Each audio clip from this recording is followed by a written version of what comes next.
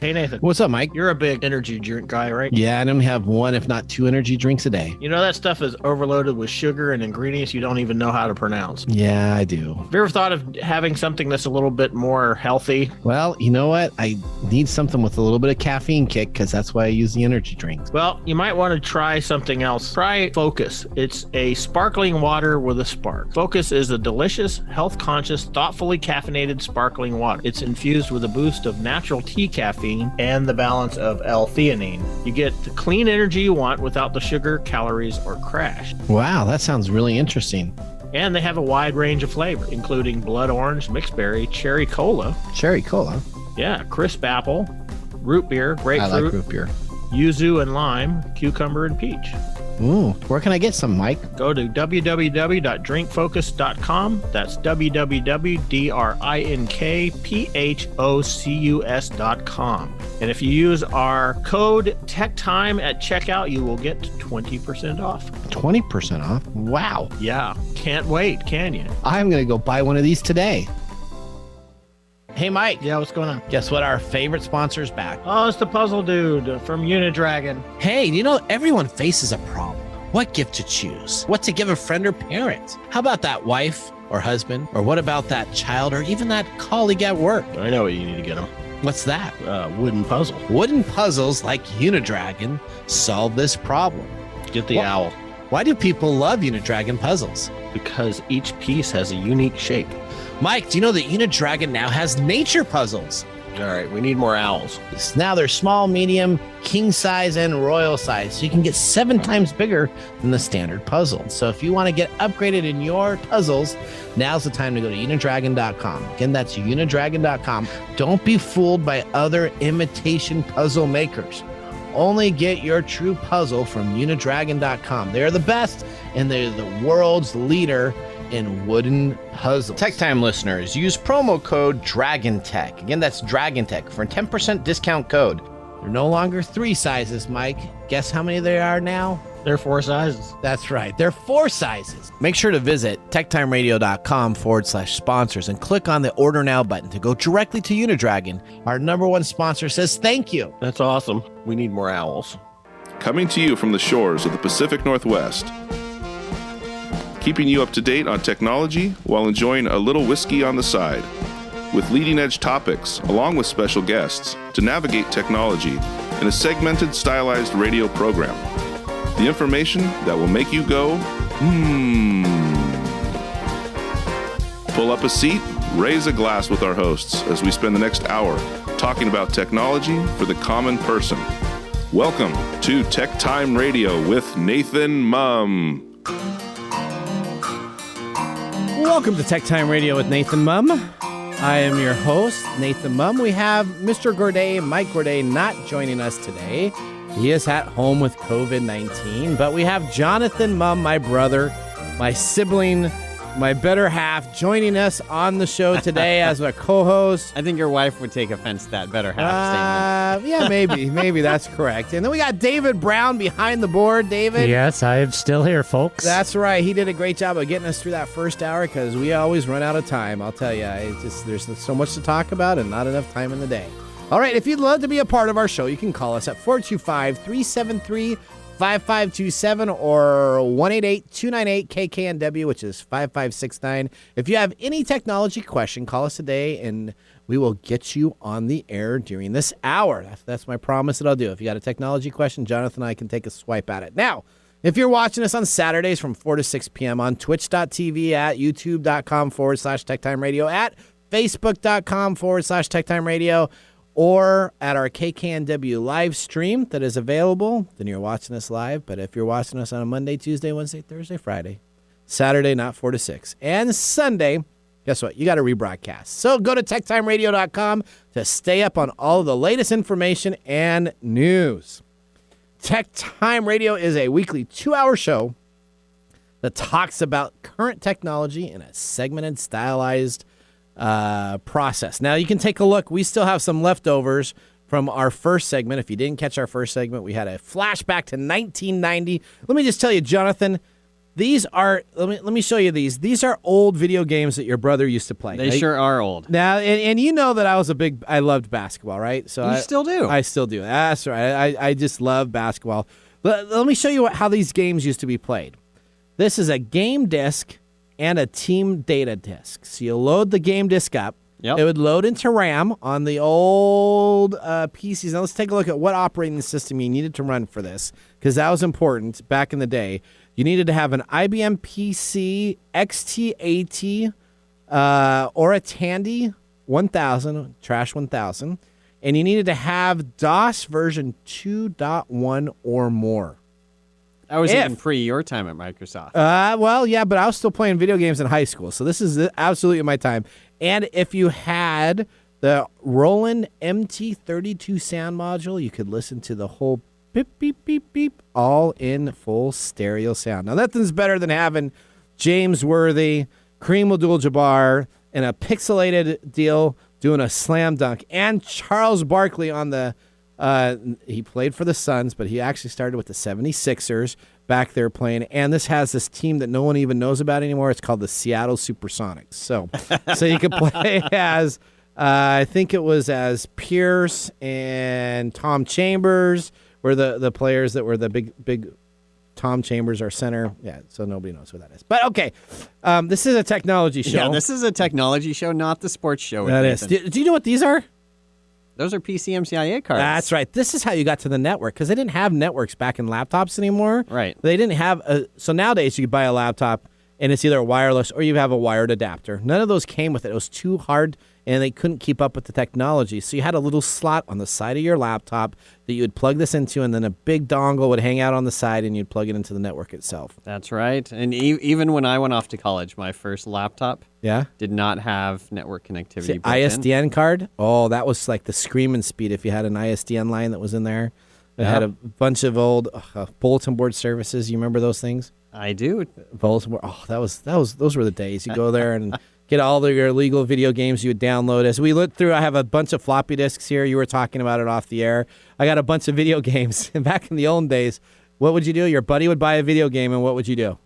You would share it. That's right. You would go and you'd copy it on your floppy disk so you could have the same game at the same time. The old term shareware was created exactly because people would take home their new software for their personal computer that they had, and they would share it. Yep. And so you made a demo version that people could legally share. Then they came out with shareware stuff that was available in the stores. They actually had like stores you could go into for like $3 and $4 and buy shareware version. Like that's right. Jackrabbit something, Jazzy the Jackrabbit. Jackrabbit. Yeah, was available. Great Wolfenstein 2D shooter, Wolfenstein 3D. Oh yeah, those were some great things there. Yeah. All right. Yeah, dude. Well, thank you for joining us on this show. We got our letter segment that we have coming on up. We got a great story that we're going to be talking about on DEVKITS. We're going to be talking specifically about gaming devices. And then we have a great segment in our Protect Yourself Today on some security measures that are going on. But the most important part that we start our second hour with is, of course, from the Love Shack, our connection cards. Love Shack is available on what times, David? You can tune in to Love Shack Live right here on AM 1150 KKNW Thursday afternoon from 1 p.m. to 2 p.m. Pacific time. There's a studio guy right there, right? I mean, he's a company guy all the way. A professional. That's right. David is all the way there. Okay, here's our question. Jonathan, you get it first, then David gets it, then I get it. What kinds of food do you usually eat on your favorite holiday? You gotta essentially pick your favorite holiday. And then what is the food that you usually eat on your favorite holiday? On holidays, I actually will not eat any normal foods intentionally. Okay. Because I'm somewhere new. I want to try something new. Okay. So instead, you're doing like holiday, like a vacation, not like a specific holiday. Is that what you're kind of like holidays as a vacation? Right, like the British interpretation. Okay. Yeah. I'll use the American version, but you do that one. Okay, I got you. So if I return from a holiday, I have, instead of during the holiday, I have a post vacation meal, which is in the Pacific Northwest. We have this great Pacific Northwest cuisine called chicken teriyaki. Okay. So after any vacation, my transition back to my vacation has ended, and now I'm back home. is to get chicken teriyaki every time. Takeout? You got to go takeout that you go and pick takeout. from the same place? It's varied over the years because I've lived in different places, but no matter where, it's that local chicken teriyaki place, wherever that happens to be. Pacific Northwest has a lot of great food. So we're really lucky, right? We got a lot of Asian food, Orient-based food. We have some African-based food. I mean, there's some really good cooks that have moved to the Pacific Northwest. Chinese food, phenomenal, especially in the International District. You go down to the International District in Seattle, and you have food there. It's going to be better than you can get at San Francisco, and in my opinion, than any of these high-end areas where they're known for food. We have some of the best food here. So, all right, David, I'm going to you next. What kind of food do you eat on your favorite holiday? Well, part 2 of that is the favorite holiday is Christmas. Okay. And the food is turkey ravioli. Bottom line is, for Thanksgiving, my wife's side of the family is pretty big. Okay. So my in-laws take the leftover turkey and then basically prep it and put it in ravioli, and we have it at Christmas. Wow. It's really good. You said the turkey from Thanksgiving? Yeah. So you keep it around until That's Christmas. how my in-laws do it. Yeah, they've been doing it for years. So. And it tastes really well, though. Yeah, it tastes great. My family never has enough turkey left over to make it to Christmas. That's right. So my favorite holiday, I'm going to go, my favorite holiday is 4th of July. It's always been one of my favorite holidays. I like Thanksgiving.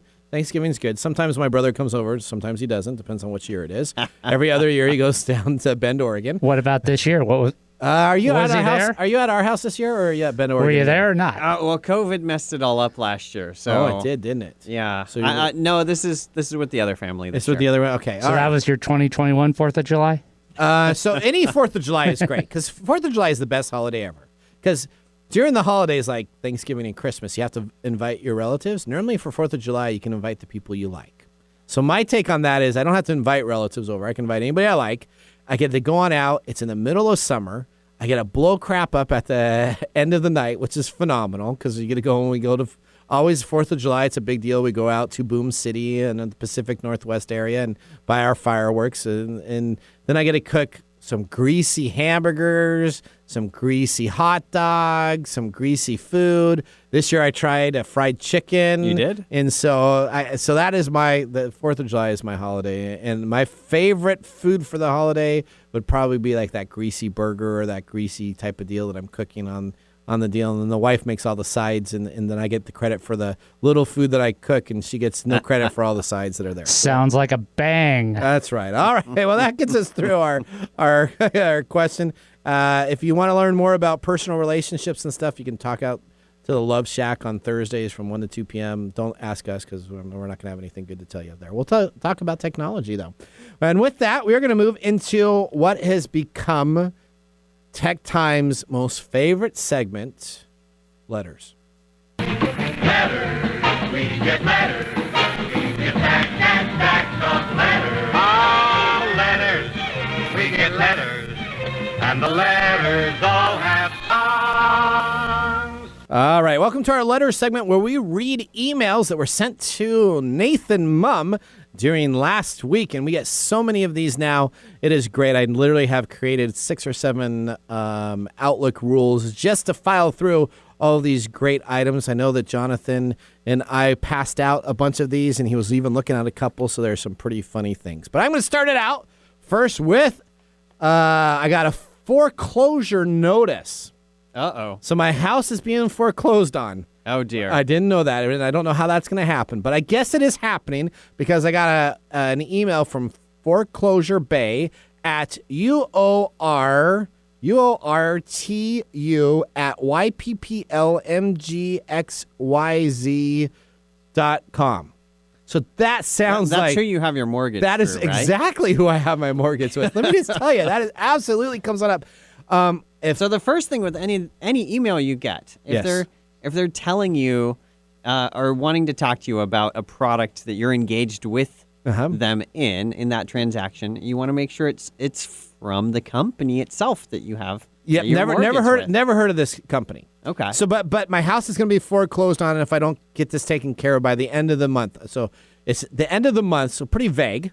This came out on August 3rd, so end of the month, I guess that's probably, thank goodness it wasn't July, but I guess at the end of August, my house will be foreclosed on. Now, I was scared, so I clicked on the link itself. Then what happens is it says, Outlook has detected an unsafe link.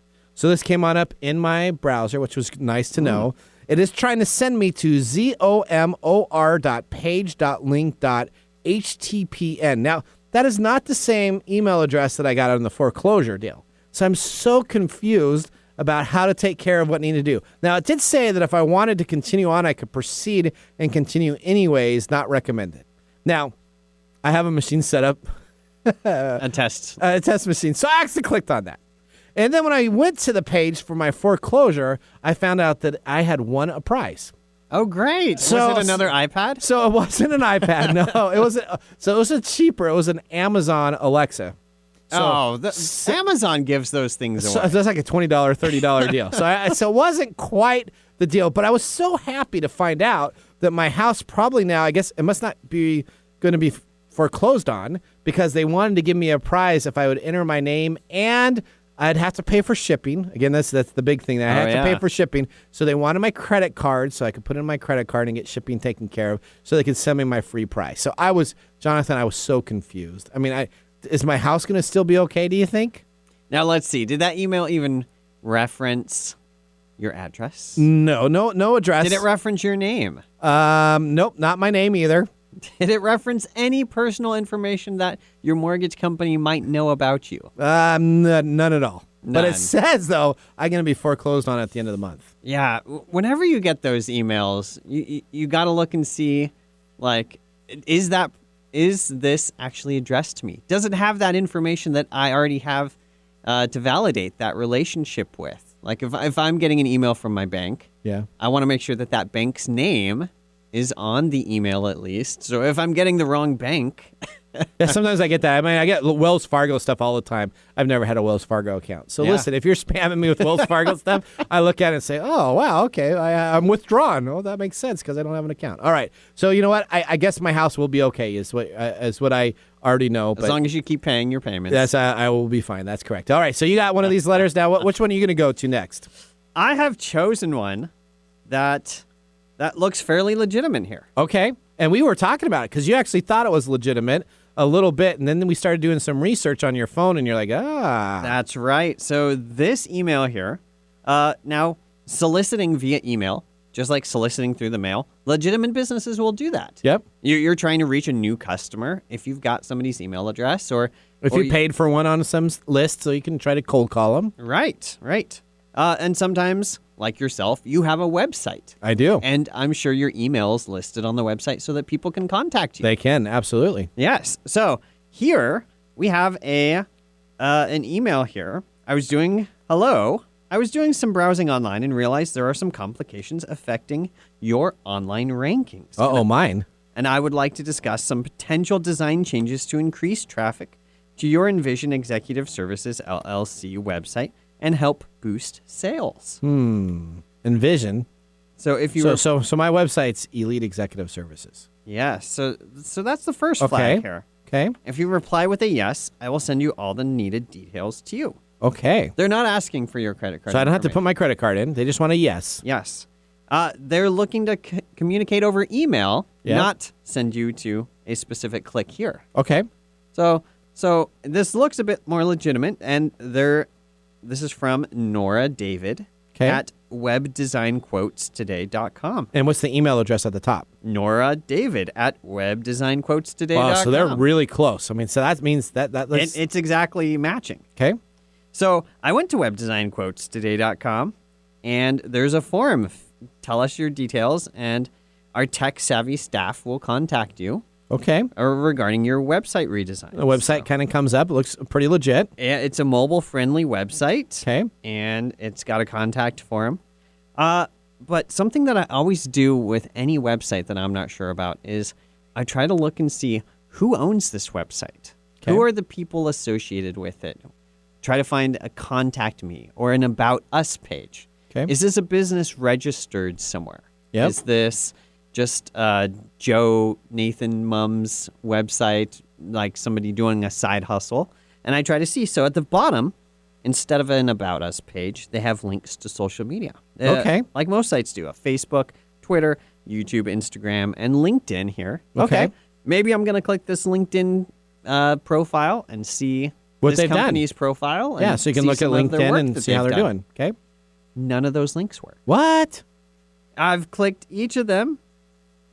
None of them will open up their social media profile. That's probably because they don't have a social media profile for each of those I items. don't think they do. Which means it's probably not a legit website. Probably not. Well, even though this website is miles above any of your free iPad contests that you get, it's a legitimately designed website, but there's no information about who's behind it. Wow.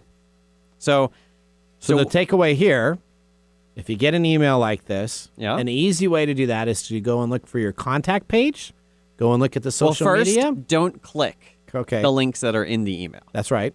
I manually typed in, specially, this website design quotes to see what would happen. Again, I wouldn't even recommend that people do that because you should just click delete and report as spam here. That makes sense. But if you are at a website or you were searching to buy something and you ended up on a website to buy something that's not Amazon.com or another site that you're familiar with, look and see who's behind this website that's going to sell you this product. Is it a legitimate website? Because I've seen countless websites where foreign countries will just create a website with a product description that looks just like a normal retail site. Yep. With a full, give us your credit card information. They'll accept your payment. Yep. It'll be a normal payment. You'll get your payment received emails. Yep. You'll just never get your product. You'll never get your product. All right, one more quick one here that I'm going to do because I always like life insurance companies. I get hit up these people. So, two things. People know your age, right? So when they send That's you an easy thing to find online. it's easy to find online. So especially if you have a Facebook account. You got a Facebook account, if you got a LinkedIn account, if you have a radio program, they're going to find out about you or a Wikipedia page. Right. So they're going to find out.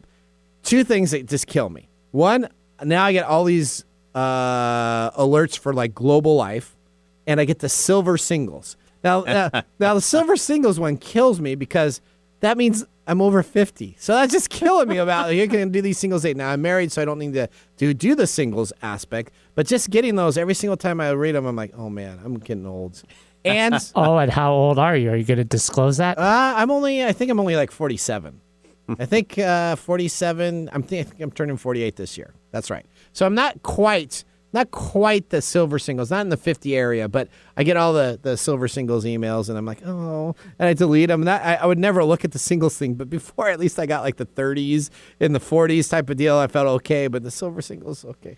Maybe they're just judging it based on your hair color. Or no hair. All right, so here, I always love these Global Life. For $1, I can buy $100,000 in life insurance and be covered tomorrow. Get your information today and verified in seconds.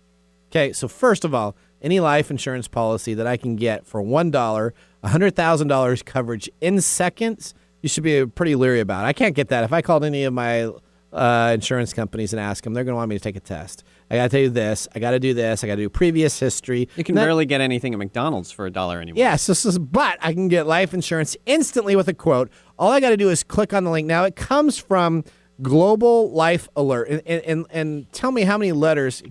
I mean, is there? I think there's probably at least 50 letters in that email address. Is there? Oh, yeah. So that's totally. like A, B, C, D, 5, 6, 7, 8, blah, blah, blah, blah, blah, blah, blah. So first off, you look at the email address. There's no way anybody would ever type in. There is an asterisk after the $1, though. There is an asterisk after the $1. So what is it saying that the asterisk is? That will pay for your first month's coverage. Oh, your first month's coverage. Yeah. So essentially, this is available and if you look at the back here, it's available in Texas. So the Global Life is available in Texas at 75070. When you actually look up the address that's available there, nothing comes up. So Global Life does not come up on that address. So I don't know where they have, but that must be their surprise office that they're having people go to. And this email here, this flyer itself, looks like a legitimate. It looks professional, life doesn't insurance with the asterisk saying, "Hey, this was your first month's coverage." That's your first coverage that's available. But I'm sure as soon as you click that, you're probably going to win another free iPad. I did not click this one just because I get so many of these. I just printed it out and said, "Here's another one that comes on in." But the rates are very low, as low as $3.49 a month are available, and they just have a lot of excitement with quotes. Though, let me just tell you that. If you're looking at this, look at the very top there. They love the quotes all over everywhere. Very unique. Yes. Just don't click on it because there's not going to do anything. All right, we'll go one more to you. Do you have one more there? I do have another one here, and this is the type that I just delete as soon as I see these things. It's got a picture of Shark Tank people on it? It does. Oh, it must be legit then. I'm sure it's a Shark Tank, right? The email for the cameras here. There you go. We've got a nice picture of the Shark Tank crew. Yep. And can these gummy bears really change your life? Oh, gummy Science bears. says yes. Okay. Click here to find out more. No. No. No. I should never get an email about gummy bears, first off. I have not bought gummy bear, so I'm not a big gummy bear person. So there would be at the grocery store recently, Yeah? I almost bought some gummy bears. I have not. Because they were this completely 100% organic fruit juice gummy bear rather than whatever plastic that they make the normal gummy bears out of. Yeah. So I almost tried some. You did too. But no, I did not sign up for an email list to tell me about gummy bears. Okay. I didn't either. No. So and just because it shows Fox News, so look at that. It's got a picture of Fox News. The Fox News logo. So let me just tell you, Fox News has nothing to do with Shark Tank. They're on ABC. So if you know anything about Shark Tank's on ABC. Nothing to do with Fox News. Clearly looking for some demographic that must like Fox News and Shark Tank, right, to buy gummy bears. Yeah. All right. And change your life. And change your life. All right, we're going to go and Don't take get it. me started about my email. I hate my email. There you go. Mr. Gourdet will be joining us next week. Can't wait to hear him talk about this because he just rolls his eyes when he reads these things saying, oh, my word, what type of people do we have reading these items? We're going to come on back. We got a great segment on Protect Yourself today, and we have a Gamer Time segment that you don't want to miss. It's going to be talking about DEVKITS, PS5 DEVKITS, hit eBay, and what happens when DEVKITS get into the wrong hands. We'll see you right after this break. I'm Nathan Mumm. Jonathan's over here as our co-host. David's behind the board. Upper Left Corner is a PNW true crime podcast now streaming on all major podcast platforms. If you get excited when your favorite true crime podcast tells a story about a place that you've been to or the town that you live in, then Upper Left Corner podcast is for you. Each week, I tell you a story of a crime that has taken place in the PNW and give you background about the town the crime occurred in. If you like true crime, check out Upper Left Corner podcast, now available on Apple Podcasts, Spotify, Google, and more. Ace Hardware is a helpful place with prompt, friendly service, knowledge, and the little things that make a big difference. Service. Selection. Advice. Community involvement. Competitive prices. Convenience. Located near you. And the things you need, such as house keys, lawn and garden, plumbing, electrical, hardware, grills, outdoor living supplies, and even nuts and bolts. When you visit Ace Hardware, you'll be greeted at the door and given the help you need. So come visit us at Ace Hardware in Evergreen Way in Everett, Lake Stevens, and now Stanley. Ace is the place with the helpful hardware, folks.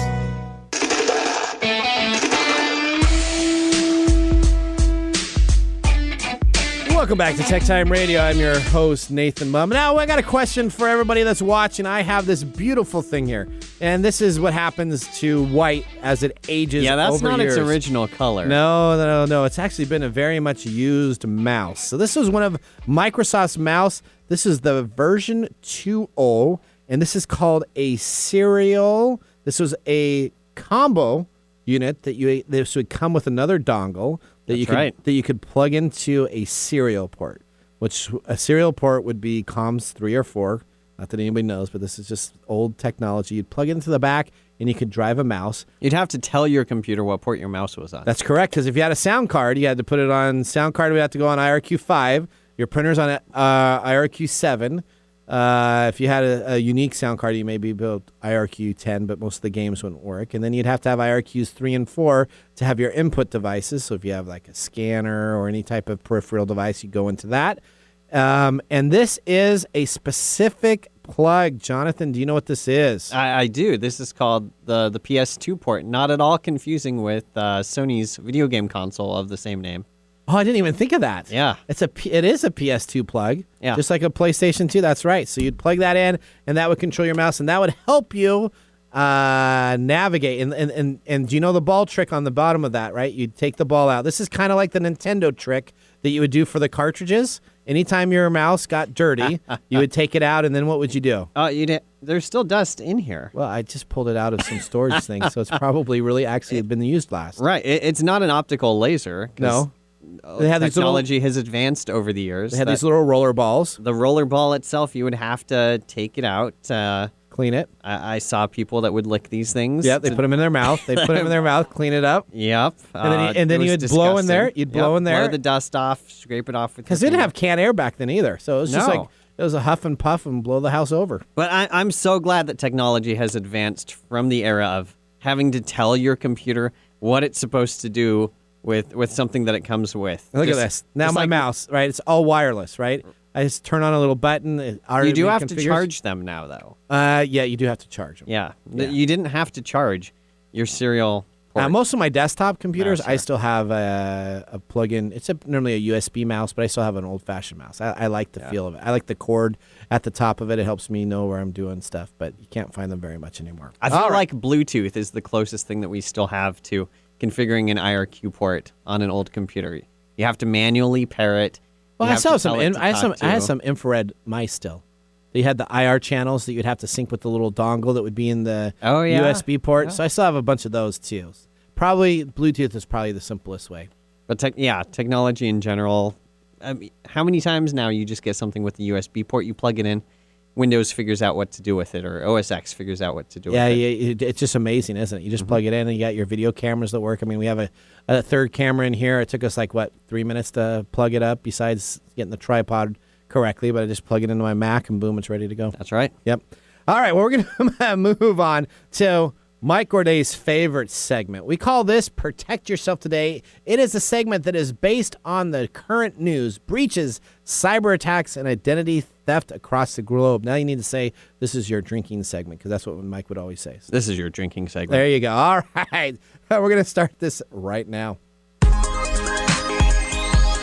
yourself today. All right, we're going to start off with story number 1. The U.S. taps, listen to this. We got 2 back-to-back stories. Very interesting.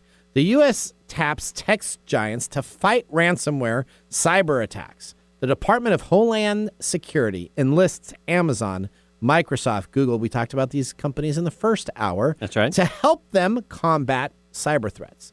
So why haven't we done this before? Why hasn't the government worked with the private corporations? Yeah, these companies are way ahead of our government in protection. Most of the time, these companies are the ones that find out the breaches that are available. It's about time that the government went to some private equity companies and said, hey, how can I work with them to take care of our needs to be more efficient? Well, I'm sure that they have in the past. I mean, plenty of consulting companies exist exactly for this purpose. Well, there's a new initiative, though. It's called the Joint Cyber Defense Collaborative, and it was unveiled on Thursday. Okay. So this agency considers to have the best of the best that provide cloud services and technologies to fight off cyber attack and ransomware gangs on the internet. We talked about some gang recruitment. Online cyber gangs. Yeah, cyber gangs last week with Nick. And so the JDC presented an exciting opportunity to have services available by many companies, including the ones that I listed, to be a part of a joint group that will be an agency to work with the United States government. Now, here's the other individuals. One of these people I just cannot stand. One of these people, I just wanted to cross them out, but I didn't. So we have AT&T as a part of this also. Okay. We have CrowdStrike. We have Palo Alto Networks. They're pretty good. They're a good company. I like their solutions. We have Lumen. We have Verizon. And then, of course, we have the worst company in the world, FireEye. FireEye. The security. How does FireEye as a security company? They miss every single major breach. They screw up all the time, and yet they keep on being offered a seat at the table. How does that happen?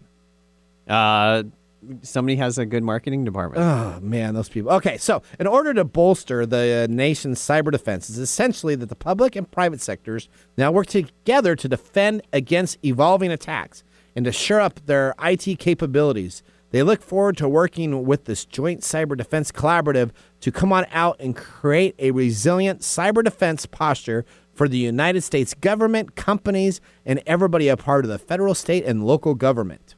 Well, let's just be honest here. All of these tech companies have a larger technology footprint than the government probably does.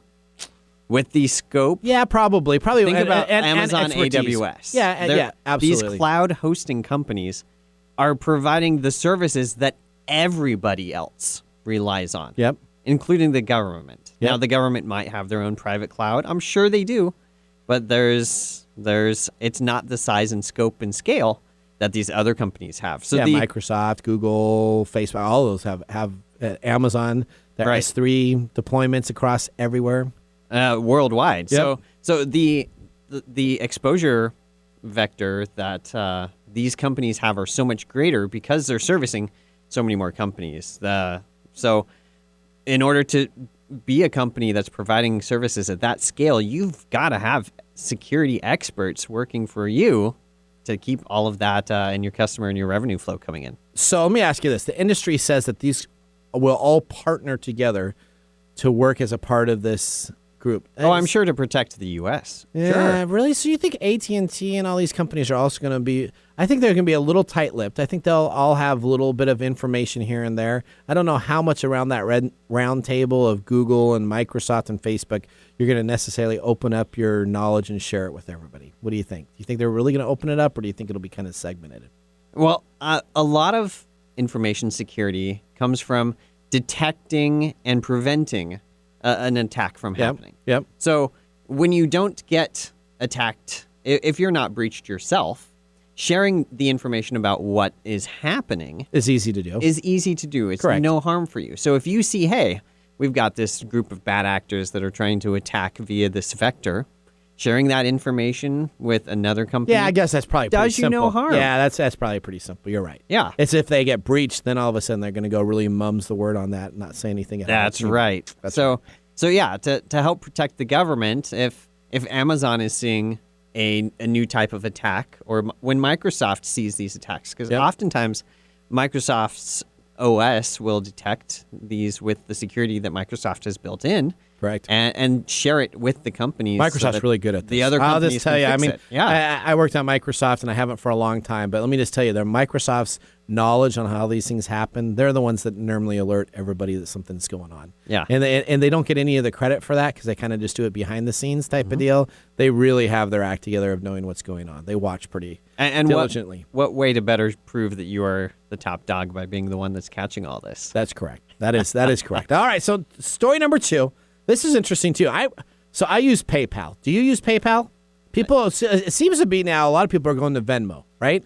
Venmo seems the personal payment, but if you've been an eBay person for any length of time, that was 2000 the de facto default payment method. 2000. So my eBay account with my wife is 2000 is when it was created. Yeah. So we've been around. You had to use PayPal for the longest time. That's right. So PayPal now has moved into the opportunities of having cryptocurrency being traded on its platform. Did you know that? I haven't yet. So could I get Bitcoin? Yes, you can buy Bitcoin from it. So PayPal has hired a dozen of cryptocurrency security experts, with more to come as the online payment company expands digital currency services. PayPal will hire in the next 6 months more than 100 cryptocurrency experts, including those with expertise in compliance and anti-money laundering, as the online payment services expands its digital money transfer service and adds a super app wallet. So the ability for you to have cryptocurrency, be able to spend cryptocurrency, be able to buy cryptocurrency and transfer it back and forth is available now on PayPal's website. I mean, thinking of PayPal in general, it's been digital currency for the longest time. When I'm using PayPal to you buy never something see that off money. eBay, You're not putting a dollar into a PayPal bank and it's going into something. There's no physical transfer. It's been digital currency forever. So to make it a digital cryptocurrency, what's the difference really in what you would see on PayPal? Probably very little, because we've been using a digital currency for 20 years. A long time. Since you've been using eBay. Yeah. If you use eBay, that's 20 years you've been kind of into this cryptocurrency and you didn't necessarily know that. It just wasn't crypto at that time. They just didn't have a name for it. Yep. So they have 102 job listings as of yesterday. So I don't know, maybe a couple of them would have filled. That's a lot. 102 job listings on PayPal's website, connecting them specifically to cryptocurrency, blockchain performance, blockchain platform information, and they are looking for jobs in the United States, Ireland, Israel, Singapore, Hong Kong, and Guatemala. PayPal is saying that they will guarantee their super app will be available by the end of this year for their super app wallet that is currently already been launched in the UK, but is coming to the United States. And they are guaranteeing that they will be able to secure the transfers of cryptocurrency just as they do their standard cash currency within their platform. Now, that's a pretty big deal because so far most of the Bitcoin wallets are specifically cryptocurrency wallets.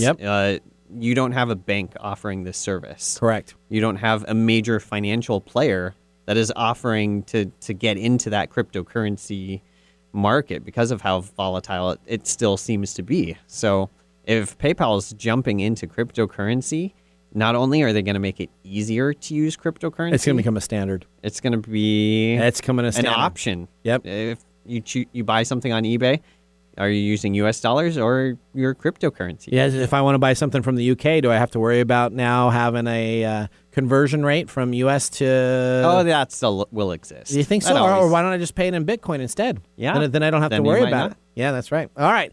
Well, that is very exciting. See, we had some exciting news on our Protect Yourself today. We have PayPal that is paying people money to get stuff taken care of, and the government is, of course, going to the private sector and asking for the best support they can possible. Right, because if you're using cryptocurrency right now, you're going to have to trust these other websites that you might not already have your financial services linked to. Correct. But if you've used PayPal, PayPal is that trusted source, so that's the easy way that you're going to be able to have. I use PayPal all the time. You want to be my fantasy football league? Go pay Nathan Mumm at hotmail.com at PayPal to get in your $40 and you can have a team so that we can play all along with 2 spots that are still open. Also, if you want to send him any of the spam emails. You can just send it to nathanmumm at hotmail.com. Just send me all the spam. Sign me up for them so I can create more and more filters on my free email account. All right. Well, we're going to go take a commercial break. When we come on back, we have a big segment. We're going to be talking specifically about DEVKITS and what could be worse than having a development kit get out into the public of a Sony company or a Microsoft company and have one of these with back-end abilities to cause grief to a whole network available for bad actors. There might be something worse. Let's find out. We're going to find out. I'm Nathan Mumm. We got Jonathan Mumm over here and David Brown behind the bar. I will see you guys after this commercial break. Hello, my name is Arthur, and my life's work is connecting people with coffee. Story Coffee is a small batch specialty coffee company that uses technology to connect people to each product resource, which allows farmers to unlock their economic freedom. Try our Medium Roast Founder Series coffee, which is an exotic bourbon variety that is smooth, fresh, and elegant at storycoffee.com. That's STORI coffee.com. Today you can get your first bag free when you subscribe at storycoffee.com with code TechTime. That's STORI coffee.com. Hi, this is Lisa Downs, host of Reigniting You, a new show here on KKNW that explores a variety of topics and timely issues for making mid to late career transitions. I'll be here every Wednesday afternoon at 3 o'clock bringing you guest interviews, career transition advice, and great stories to guide you to what's next in your career and life. Gain a renewed sense of purpose for your next phase with a positive, forward-looking approach. Get ready to be re-energized, recharged, and reignited Wednesdays at 3 o'clock. Hey, babe, I hear that you can download a new voice on Siri. No way. Yes, it's true. It's a voice that goes, hey, you big hunk. What do you want to do and where do you want to go? Stop it. Oh, okay, I'm kidding. What has tech ever done for our relationships? We can't talk about that on the radio. If you want to eavesdrop on juicy conversations that no one is having around all things love, sex, and relationships, join us right here, 1 p.m. on KKNW and wherever you get your podcast. We look forward to seeing you in the Love Shack. Your business deserves the same expertise as that of a Fortune 500 company. If you need a CIO-level service, why hire a full-time staff member at $250,000 a year when you can get this on-demand service for fractions of the cost? As your CIO on demand, we'll give you the steps you need to take so as to minimize interruption to your business and profitability, and provide you and your business with training and education to prevent future attacks. To get an efficiency review for your business today, contact us at www.ee-services.com. Welcome back to Tech Time with Nathan Mumm. We are moving into our third and final segment, but before the break, we were talking off air. Again, everything happens off air here, so it's very interesting. So one of these times we're going to have a stream on Twitch of just the off air stuff because that's really hilarious. No, that's probably not a good idea. You're right, David. No. You're right. What was that segment that we're going to do? He said what? Yeah, he said what? That's what? That'd be in trouble. All right, so here's what we got. What was the very first gaming system that you played on in your life? Just real quick, because we have our segment, but I just want to know because we're talking about gaming stuff. PC DOS-based games. PC DOS-based games? Yeah. Okay. David, we're going to you. Got to go with Atari. 2600, baby. That's exactly what I grew up on. Home Run, Air Sea Battle, Space Invaders. Combat, Missile Command. Combat. Oh, man, those were the days. And you know what? That game company would just come out with one word, combat, and that was the whole game. So you got a little tank, and you're shooting around and going everywhere. And there was poker, too. There was, yeah, that was a great time. Okay, because our next segment is just ready to kick off.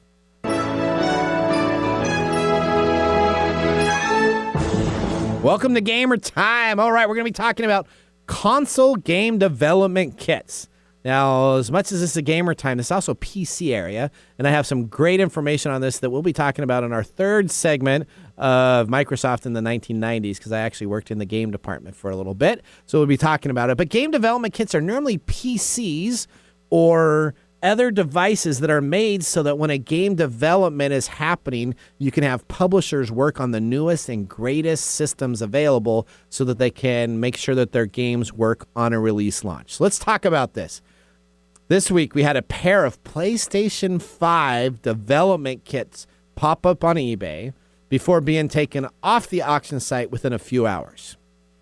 The items were DFI, blah, blah, blah, blah, blah, dev kit, and the DFI A-test kit were originally spotted by a Twitter user saying that it looks like these items are the PlayStation 5 development kits. And when you get a development kit, as a developer, you're supposed to return it to the company once the release happens. So you get a development kit normally for free. The company sends it out, says, here you go, software game company, develop on it, create the opportunity to have your game to be able to be played. And then upon our release, we expect you to return that unit back with a serial number, with information of a company, and hopefully your company doesn't go bankrupt or something so it gets lost. And then essentially, the consoles were available just for a little bit. They had already reached 12 bids for one of these consoles at $3,373. Now, that'd be pretty cheap because most of these dev kits exist with information that you would use as a game developer to either make the game pre-release of the console. Yep. Or with additional debugging and software related to that console so that you could build your game knowing the intricacies of that console and being able to support the features that are there. You're not building a game on a PS5 that you just bought down the street at Best Buy. Correct. And so a lot of these dev kits also have the availability to go back into back-end channels within the company. So this could have gone all the way back to, I don't know exactly because I didn't buy one and I don't know exactly what is in this, but essentially a lot of those would have the ability, like the Microsoft dev kits, where you can go back to the Microsoft network on the back end, the live network. You don't have to use a username or anything like that. You just get access so you can see what it's like to stream on the internet. I would assume the PlayStation dev kits probably had access to their PlayStation store, their networking servers information. And so what happens is, this was a hot item talked about on the dark web, where there was guarantees people were going to grab these for a minimum of $5,000. They would have easily spent $5,000, probably up to $10,000 for one of these units, because what you could do is you could essentially put it up and you could create probably currency within the PlayStation store or the Microsoft store. You could create tokens. You could do a lot of things that would enable you to cheat, to sell stuff that shouldn't be sold about, or even to be streaming at a faster server that if you're participating in an online game would give you an advantage over maybe somebody else. Sure, and with that, a lot of this involves the source code. Yep. The source code for any of these services and the development kits themselves, they have the information that these companies are using themselves to make all of these services for the PS5, for Microsoft, for their Xbox service.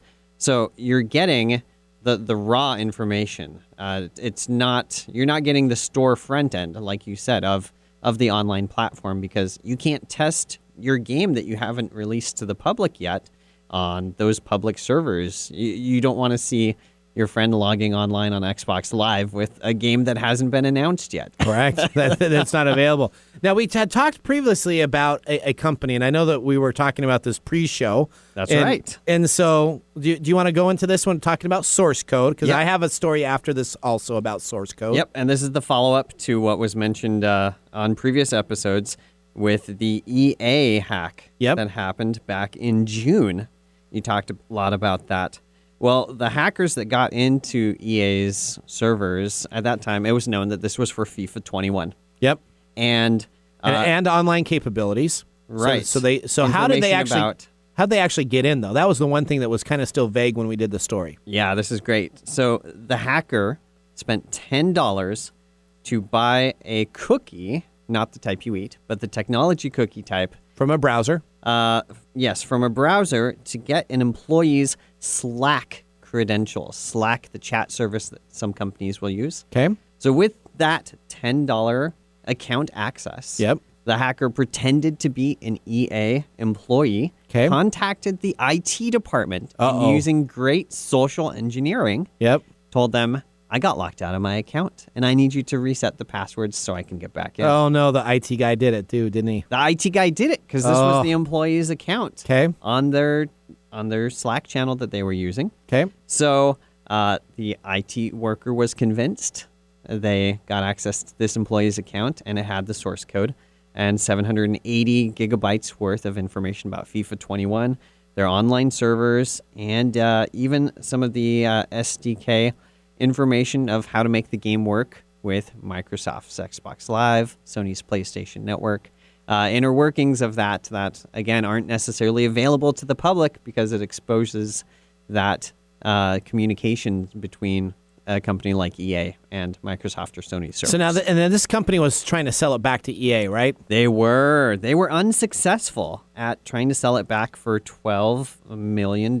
So EA didn't want to buy their own code back for $12 million. EA did not. They said, forget it. And then they also tried to sell it on the dark web unsuccessfully. So now it's released publicly. All of that 780 gigabytes worth of data, you can go out there and try to find it yourself out on the internet. It's not even on the dark web. It's just on the internet, I believe. Oh, I'm sure, yeah. So they're not even trying to hide it. They're not even, I'm sure EA spent a lot of time and effort to probably rewrite everything related to that source code of the compromise. Yep. And so that all of that probably isn't necessarily used now. But if you're a competitor, you can find out some of the back-end processes that you did. Now, speaking of source code, we're going to go right to the next thing. Did you know the original Xbox source code is available on the internet also? It is. It was about a year ago. About a year ago. And so essentially the emulation, if you have like one of these Raspberry Pi devices or an emulator devices, the Microsoft platform for the original Xbox, the one that I worked with at Microsoft, the very first unit, the great big black X type of deal, source code was released. Yeah. Now, it's a very interesting story when you go through and take a look at it because the leak doesn't know exactly where the original Xbox source code was leaked from. There is no trail. So if you go and you try to take a look at how it was released or anything like that. It wasn't a hacking group. It wasn't a hacking group that took anything. All of a sudden it was just available there so that people can spend time taking the original hardware and titles and working on enhancing the graphics, making them cleaner, making them run better, making them kind of be advanced into the new systems, specifically Jet Set Radio Future, a game I love that game. Okay, is being redone right now with high-end definition graphics. Sega, you should have done this already. So essentially, it's available there. Now the question is, was that released by Microsoft or was it released by a different group? Now I worked on the original Xbox, and we're going to talk about this in one of our 1990s deal. The Microsoft original Xbox specifically enabled people to customize and create different items so that it could compete with the PlayStation 2. Last thing to talk about, what you should not say at work before we head out here. Tesla reported paid $1 million to a former employee who said supervisor called him a racial slur. Marvin Berry said the company failed to act when a supervisor called him with the N-word. Uh-oh. Tesla employee won $1 million awarded to the automaker after arbitration found that the company failed to prevent information going on. Tesla said that they will not contend anything other and will take corrective measures to make sure that their senior management learns what needs to be done and not have hurtful words. Cue another employee training. That's right. So let me tell you, words can hurt people. Please watch what you say. Remember to be kind to everybody. And as what I learned from my buddy Red Green and the Red Green Show, we're all in this together. That's right. So I'm Nathan Mumm. We have David Brown behind the board, Jonathan over here. We appreciate you joining us, and we'll see you next week on Tech Time with Nathan Mumm.